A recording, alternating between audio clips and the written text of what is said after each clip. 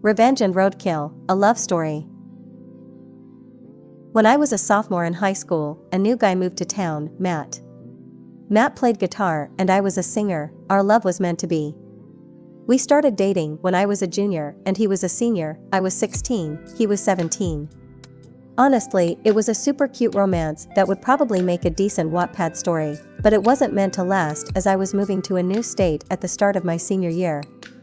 This story takes place about 2 weeks before the end of my junior year, and the school and town are getting ready for senior graduation. The characters, not real names. OP, me, girlfriend. Matt, boyfriend. Griffin, bad friend. Henry, good friend. SDP, super dead possum. Jumping right in. Matt was my first everything. Losing my virginity wasn't great, but is it ever? For everyone's sake, I hope that I'm wrong? Matt and I were awkward but managed to talk boundaries before anything happened. In this conversation, we agreed that it was really important to both of us that this stayed private, absolutely no bragging or being weird around friends. Griffin was a senior and someone who was in our group of friends, but not a close friend. We were all in either orchestra, choir, and/or band. Everyone in those programs ran in the same social circle. Griffin was a Christian and it was a big part of his identity while we were at school. He had this charisma, or something. He used to invite classmates to his church while gently shaming all of us for not being exactly like him. Even though he was a bummer, his whatever charisma kept him active in the social scene, and he was at all of the major hangouts I can remember during that time. I was friendly with Griffin because, to put it simply, I lacked confidence. I grew up in a church where I was taught that men were more important than me, to never question a man. My own mother shamed me for wearing my volleyball uniform at home because it was inappropriate and could confuse my brother. Fucked up doesn't begin to cover that church or the amount I had to unlearn. By the time I was 17, I was fully done with church but still struggled with all I had been taught. It was a confusing time. Griffin knew this, and his self-assigned senior project was getting me back to church. I'm 99% sure it was only about getting Matt involved, because Griffin also wanted Matt to be a Christian but had so far been massively unsuccessful. Matt was not a Christian and had zero desire to know more. He saw firsthand how the church treated me and my family after some shit happened that was out of our control. Matt was not a fan. I kept a journal during that time in my life, because if I didn't, I'm sure I would have done something terrible to myself. My journal was plain, nothing on it to draw attention, because I never wanted my family to think it was a journal. It was supposed to look like a school notebook. One day during lunch, I was at my usual table where Griffin sat. I realized I needed something from the choir room, so I left my stuff at the lunch table, not thinking anything about leaving my backpack there. I had no idea anyone would go through my stuff, because that had never happened before, and I didn't have anything of value in there anyway. Well, as it turns out, my journal ends up being valuable, because I had written about Matt and Griffin thought he had the ammunition to get me back into church, and I'm assuming Matt was supposed to join us. Griffin proceeded to take my journal and tell basically everyone in our social group, which led to most of the school knowing. A private moment became everyone's, and it was fucking humiliating. Thankfully, Matt didn't blame me, even though I felt like it was all my fault. He was more confident than I was, but also didn't get nearly the same shame thrown his way that I was getting. I knew I was leaving in a few months, so I tried to keep my head down and focus on school, but being called a whore, slut, etc. by people I grew up with, it grates on you after a while. I guess Griffin's plan was to shame me back to church, but instead all I wanted before leaving town was to ruin Griffin. It took some time, but I got there. Matt, Henry, and I were hanging out at my house after school. My house backed up to a street that often had roadkill, due to being right alongside a huge swath of woods. At this point, I knew that my revenge was going to include Griffin's brand new truck.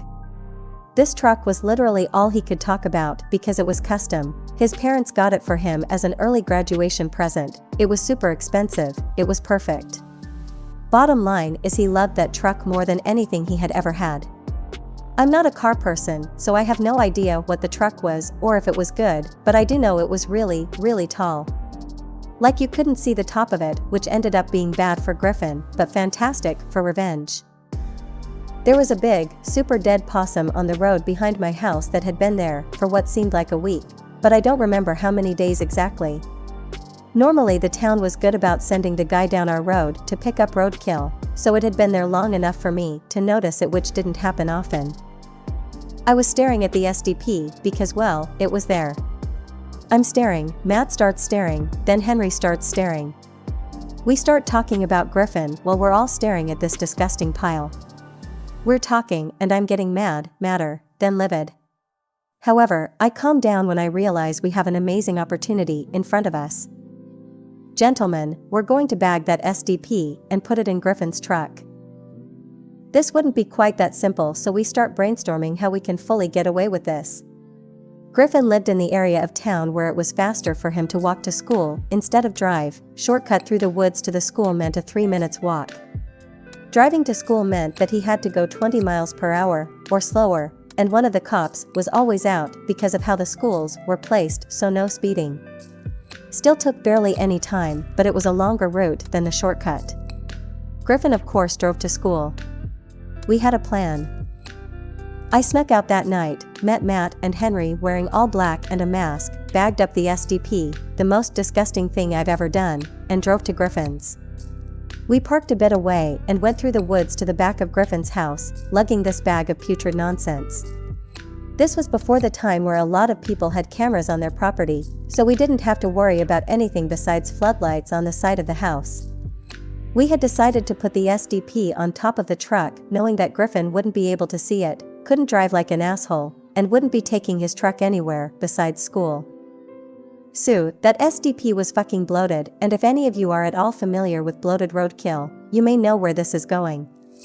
SDP was heavy and not going anywhere until this revenge was done.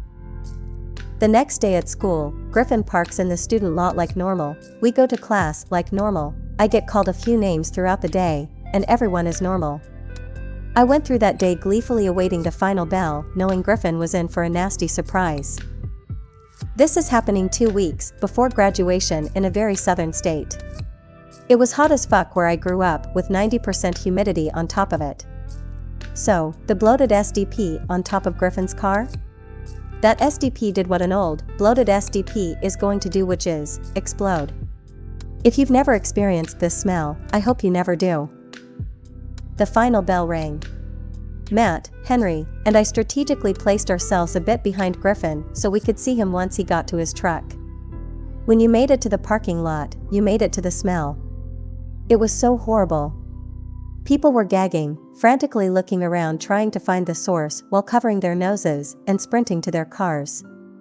I knew this plan was going to satisfy my revenge, but never imagined this level of chaos. Griffin gets to his car, and because the SDP exploded, he definitely notices it now. Also, his windows were cracked and all the ahem juice seeped into the roof, down the windows, and the inside siding of the doors. There was no way he was driving home, so he had to call a tow. Griffin started vomiting because he had stood too close to his truck for too long. Matt, Henry, and I were in the music programs and often stayed late, so we stuck around for this whole fiasco, no one noticing us, and we get to see everything. Griffin manages to get on the phone calling his parents, crying that his truck had been destroyed, and we could hear his dad yelling from the speaker. Eventually, the tow arrives, the guy gagging, but gets the truck loaded up and out of the parking lot. At this point, Griffin had been yelling, crying, vomiting about his truck long enough that the people left at school knew what had happened, and by the following morning, everyone knew. When Griffin came into school the next day, his parents and a guy in a suit were with him. A lot of people knew Matt, and I had issues with Griffin. Matt was called to the principal's office, but never me. I'll never know the exact reason for this, but it is most likely a combination of not having any physical evidence against Matt or myself, and that no one imagined a woman would be involved in a retaliation scheme so disgusting. Griffin, his parents, and guy in suit tried to throw weight around to get some type of punishment for what happened, but there wasn't really anything the school could do to appease them without knowing who did it or having evidence that it happened at school. There were cameras at the school, and it was clear that Griffin arrived at school with the SDP already on his car. Everyone totally knew that Griffin's car was destroyed by Matt, and probably me, but never Henry. No reason to suspect Henry. With no proof though, no one could actually say anything. After that day, people stopped calling me names, and I was mostly ignored until I moved away. If people did have to talk to me, they were polite and to the point. I was told years later that people were genuinely terrified of Matt and I because plenty of shit had been said, so everyone thought they were going to be next. The SDP was very effective. Pretty sure Griffin's truck ended up entirely unusable, but I don't know what they did with it. I only know that they spent a lot of time and a decent amount of money trying to get the smell out with no luck. Wouldn't be surprised if every car detailing service within 100 miles was used.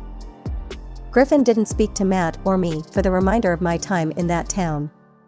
He stopped sitting with us, stopped going to events that we were at, and never invited us to church again. I was only around through the middle of summer, but it was long enough to witness a noticeable difference in Griffin's behavior. The graduation ceremony arrived, and being a year younger, I was in the crowd cheering for my friends. This was completely unplanned, but I get giddy picturing his face decades later. I managed to make eye contact with Griffin after he was done walking across the stage and quickly made an explosion motion with my hands and winked. He knew exactly what I meant.